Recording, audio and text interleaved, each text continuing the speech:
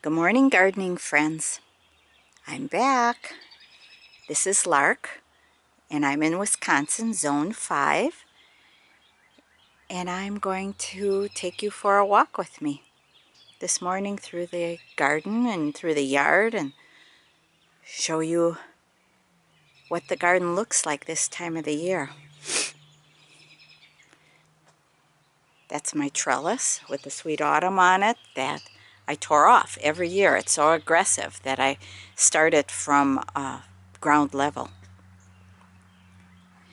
This is what I do to bring my seedlings out into the sunlight, and it's only about 45 degrees out and 11 o'clock in the morning, so it's cool but it's sunny. Cannas, and I'm starting marigolds, a little late, but I'm not using the rolling shelf greenhouse anymore. I'm trying to scale down, so I use a sled. That's how I get it in and out. Easier for an older person to bring in and out daily, or as the sun permits. Rosebush, this is William Baffin, cut down to the ground. I had a lot of dead on it. He rebuilt the arbor here in spring, so we're starting from scratch almost. But it'll come back, it's aggressive. William Baffin climbing rose.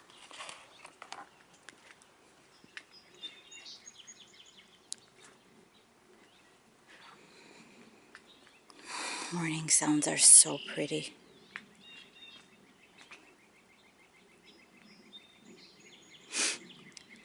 I found this 4-pack that I started last spring under these bushes, the arborvitaes, and it wintered. I mean, it's been bone dry for weeks, and it came back, and our severe winter. So I guess it wants to live. That's likeness. It's in the Maltese cross family. Orange flower, about 18 inches, a red orange. Okay, clear totes. Some of you who follow me have seen that I use clear totes as mini greenhouses. These are all my warm season veggies that I started, I think about 6 weeks later than I usually do. But I didn't want to do the in and out of the totes for a couple months, so we started them later this year. They're doing well. My rosemary, some of it died back, but it'll come. I'm going to take it out of the pot and root prune it. See if that helps. I mean, it is so root bound. Parsley, that's wintered in the house. Looking a little shabby, but the new stuff is down in the hoop house. Lemon verbena, I will be cutting this back and it'll throw out new growth for summer. Two lemon verbenas. And my basil. I tell you, I have problems with white flies the last couple months. They're on the backs of these leaves here, and I do use soapy water, but I've been getting sick of doing it. And I thought, come outside, shake you, let you get cold. I don't have trouble with white flies once they're outside, because the bugs or spiders and birds maybe eat them. Okay, Donna from Rainbow Gardens. This was your method of wintering this happens to be a red bell, I think. Yeah, red bell pepper. That I wintered downstairs, left it go dormant. And I mean bone dry dormant. I was not kind. 6 others peppers I did this to, and they died. This one here has decided to live, and we'll see if I get peppers any sooner. I'm glad one lived, so at least I can see if my experiment works. What else up here? Nothing else. I don't have that much outside right now. Succulents that are my houseplants are still indoors. So let's just walk, and I will remind you that I chop and drop. In fall, I chop the whole garden down and let it lay, and the plants grow over it. I cut a lot of red twigs using them as trellising throughout the year. Also, something I did, I planted, these are new climbing, no, Annabelle hydrangeas. I planted, I think, 1, 2, 3, 4 of them. We're trying to hide the trailer from the deck behind me.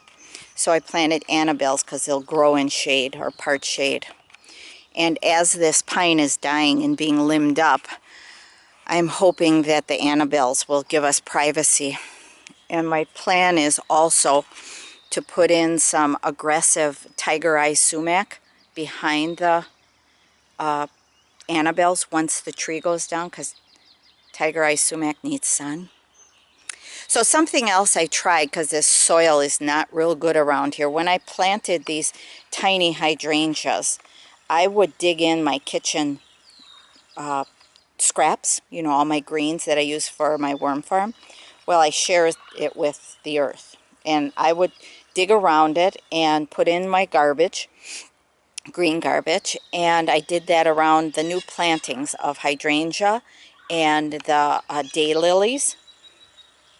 And I dug down there, and it's all composted already. So a quick way, instead of putting my kitchen scraps on a compost pile, I directly dig them in, not close to the root system, far away enough that the rotting greens don't interfere with the growth of the daylily or whatever the plant is. And it seems to have worked good. Violets, I do pull them out in the garden, but they love growing here. So it's quite different than if you look at the July garden, isn't it? But for you who are starting gardens, you have to have patience and faith and let Mother Nature do her thing also. Now, you'll notice I do very little weeding now in the garden as I got older. I weed what's going to seed. I make sure I get those. If nothing else, weeding them out, I at least deadhead them.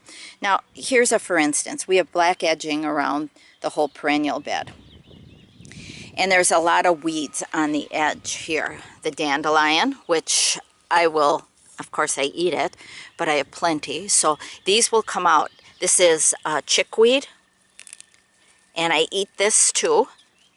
So today I'll be pulling it and tossing it, and some we'll have in our salad.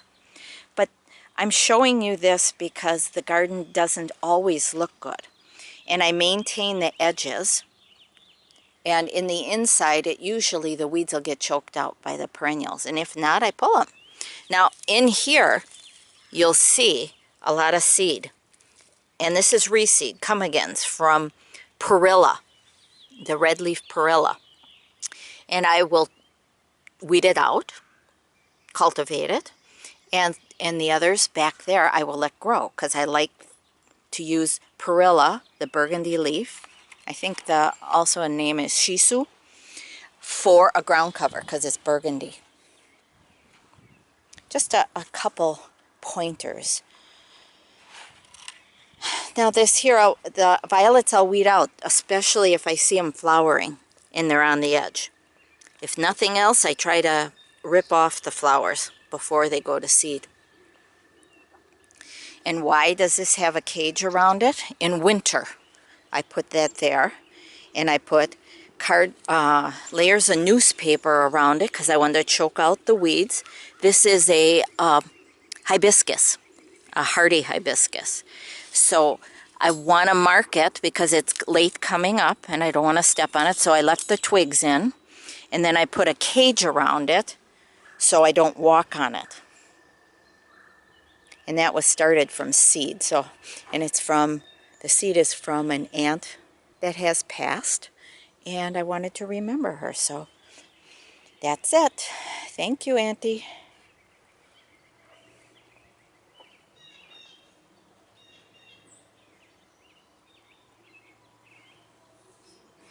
Today I'm going to weed some of the paths. I made sure I put peony rings around the few peonies I have. I think I have like 4 of them. So in my walk, as I'm walking with you, I make mental notes. This is a very pretty caramel colored coral bells. And what's going in it is an aggressive clustered bellflower, which I did not know was so aggressive. So what I'm going to do is dig out this whole caramel coral bell and then probably almost bare root it so I get that aggressive plant out of there and plant the coral bell someplace else. Just a little maintenance that I feel I have to do. And weeding in between all this little tiny sedum. Now's a good time because it's rained and they come out good. Even pulling by hand this, it gets a tiny blue flower on it. And it's not the forget-me-not. There's the forget-me-not right here. Looks similar, but this one here has a fuzzy leaf on it.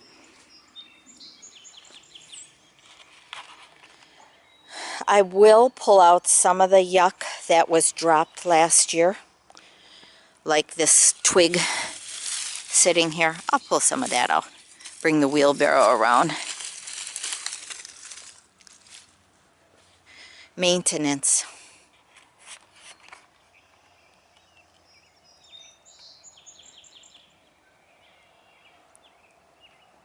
Making sure I cut enough twigs off the red twig dogwoods and maybe the speckled elder during the winter. So when I use them as trellising and twigging up plants that they don't grow in my garden. Now this is a for sure today. I have a lot of scillas and I did not take pictures of them.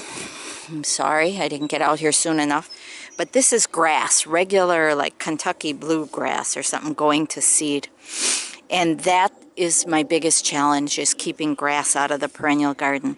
So we've had days of rain and I will be weeding this out. And I will probably take scillas with, but no problem. I throw this, all this, and the scillas that come with it, the bulb, into the wild area and it can grow. But this is the hardest on my hands, is pulling out this grass and trying to slow it down. There's no way I'm going to ever get it because I don't want to use Roundup anymore. Very tempting, but I won't use it.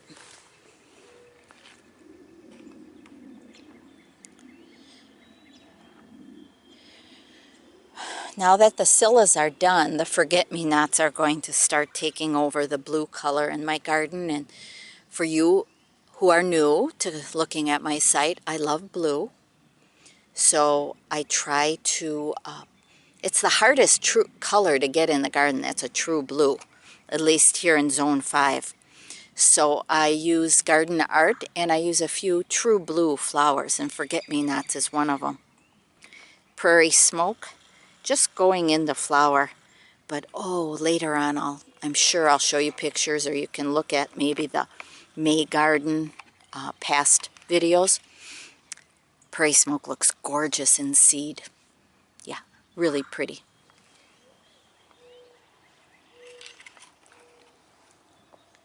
So where you see some of my old tomato cages or chicken wire, it's because the plant is late to come up.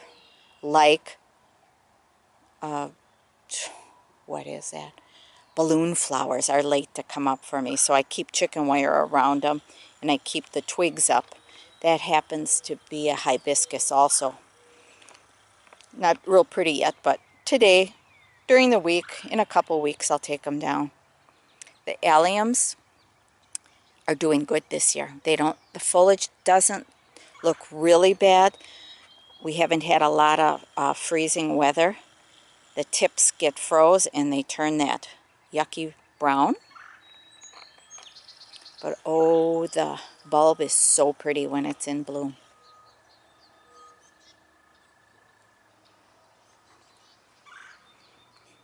I like using burgundy in the garden too, and these are pygmy barberries.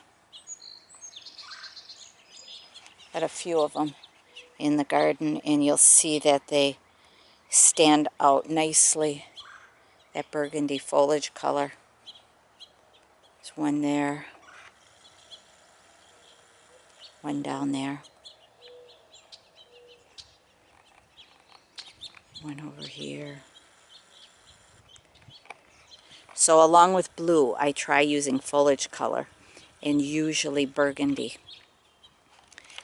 I also like lime green in the garden, and there's a few grasses that are that color. Now if a perennial doesn't come back because it's zone iffy, kind of 4 or 5 for us, and it doesn't come back, sometimes I'll buy it one more time, but not 3 times. If it doesn't live through a winter here in Wisconsin, zone 5, sometimes 4 here, then it doesn't get a spot in my garden. Jacob's ladder is starting.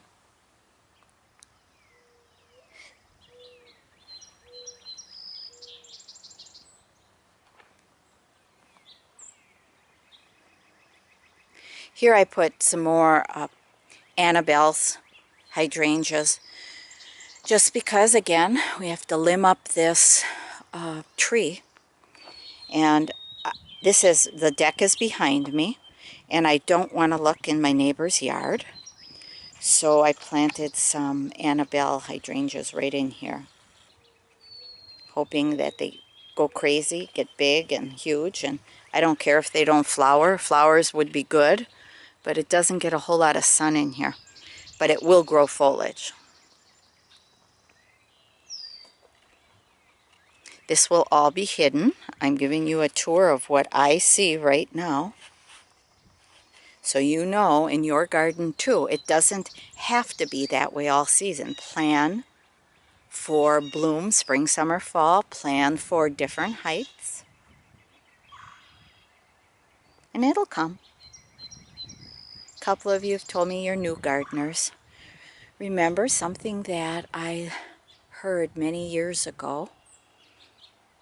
I think it was on the Gardener's Diary. Erica Glassner said, remember, with perennials, the first year you plant them, they sleep. The second year, they creep. And the third year, they'll leap. So true. And this garden, and gardens, is 20 years old. 20 plus. Here's my working accessories today. And I'm working on this path. I will be weeding out everything that's in with the sedum here, including the scillas. Now, my favorite tool to use, now in here is some kind of creeping, my favorite tool. Okay, let's see here. Old turkey fork, got it? I bend the tines like this. I bend them. And then right in here is an aggressive weed. And what I do is I dig it out, knock off the dirt, and then I got the weed. Okay, see the little blue flowers? And then I throw it in my bucket. So I plant myself on my stool here, and I go at it between these rocks here. And if I take out some of this ground cover, this sedum, oh, it's okay, it'll grow back. There's clover in there, and that's what I sit on. That's one of my handy stools. Not real comfortable for somebody taller because it's low to the ground, but it works for me.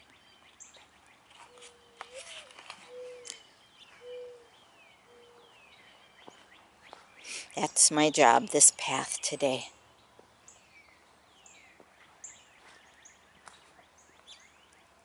I try to stay focused because I'll see things like the dandelion in there. I will see this weed tree in here. Some of them I will pull right away, can't help it. but staying focused on the path is most important right now, because these weeds in between the cracks will be hard to get out later when they're older and when there's no rain.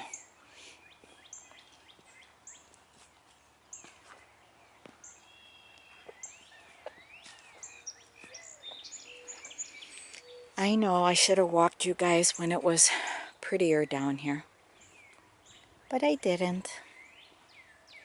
I've been picking a lot of dandelion greens. I stir fry them with kale, salt, pepper, butter, and I've been adding wild onion. Let's see if we'll go down that path if I have some time over there and show you where the wild onion is. Garlic mustard's blooming now, so those get added to my salads or my greens. This is a secondary raspberry patch that the bunnies really ate to the ground, so now I have it chicken wired, and they're coming. I don't know if this year will be too good, but last year was its first full year, and some of them I lost. They didn't come back from bunny damage, so I just put some in there about a week ago. It's very wet though. Not standing water wet, but moist. Overwintering my hoop house, I didn't have greens over winter. They didn't really amount to anything. They froze because there's no heat in here. I did have double. You can see I have another hoop over that, but they didn't make it. They made it into about December. Some of the like Japanese red mustard, the parsley made it, dandelion greens I have in there. But what was nice about it is it was already erected then for spring. I didn't have to dink around with it. So in here, in containers, and I'm doing much, much, much less containers this year because I don't want to stand around watering them or put a drip system in. So right now what I have is spinach, and that was started on April 4th. I have some green onions and some Tttt. I'm pretty sure that's not mash or that corn salad flour. Patrick, if you're watching, help me out. I think it's Tttt, so we've been eating that. Beets are in here. I like the greens. That's the bull's blood, I think. Cilantro, red leaf spinach called Grand Rapids Radicchio. No, not Radicchio, Refugio. Butter crunch, some parsley, my dandelions. Now, I did them in containers because I wanted them over winter. Otherwise, I have enough dandelions that are growing much more healthy out in the natural now. So I'll probably dig those out and chop up the root and dry it, because I add dandelion root to my teas, to one of my morning teas with nettle. In the bog is the best way for me to plant. There's radishes in here and sugar snap peas, and I never have to water it. It just stays evenly moist. So what I'm doing is emptying these containers which have had better days, and they're on their last leg, so I am emptying them and raking back the bark a little, and then pouring the soil that's in these containers on top and mounding it up. It's all jewel weed coming up. Real easy to pull, but it comes up first in spring, and it'll be fine after I mulch the soil. I won't have weeds. So that's another project, emptying these containers and making a raised mound bed. Nothing holding it in on the sides except bark. I will get more bark in here because this area right here is very low, and it has somewhat standing water in, but it'll work. They like growing down here. This container, old fire pit, will have my purslane in it. And I brought one of my worm farms out. We'll empty these containers too. Okay. I have not gotten picky with my worm farm. Everything brown and my kitchen greens and leaves are in here. And the worms will take care of it. And it's full now, so I don't add any more to this one. I have been using my greens, as I said, digging them directly into the ground around plants. Radishes. And when they're done, that container will get emptied. Comfrey. I have a couple clumps of comfrey down here, so I can use it for mulching the soil. So not a pretty tour today, friends, but this is what I think about when I walk my garden in the morning, what I have to do. My blueberry bushes, and they do have flowers on. We have an early, mid-season, and a late season.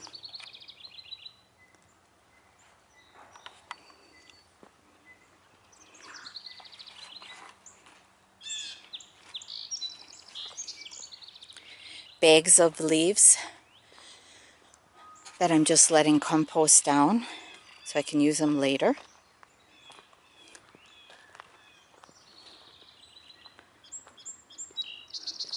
This is a container that over winter broke down. I will use that in the garden down here in the veggie garden. I'm chitting potatoes now, and I'll be planting them. And I'm not even going to dig them into the ground here. At least not very much, because it's very low. I am going to just mulch with straw. Plant a little on top of the ground and mulch with straw and let them grow in the straw. That way I get better drainage.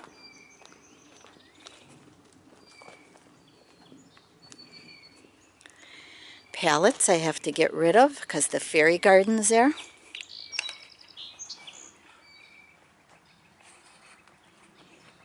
Ajuga.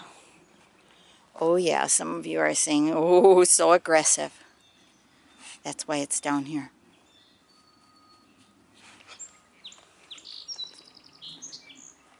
Climbing hydrangea on that tree.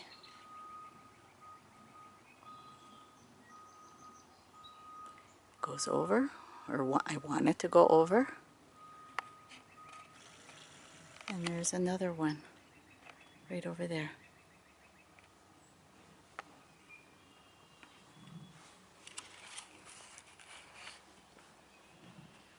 Now when I pick my dandelion greens, I do eat some of the flowers in a salad, but I make sure I pull the flowers off so I don't have a whole field full of dandelions. May apples.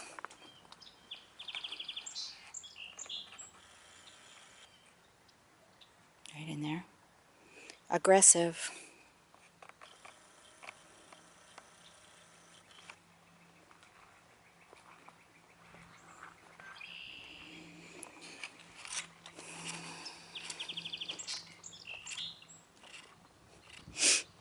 This is my garden's not prettied up for you yet.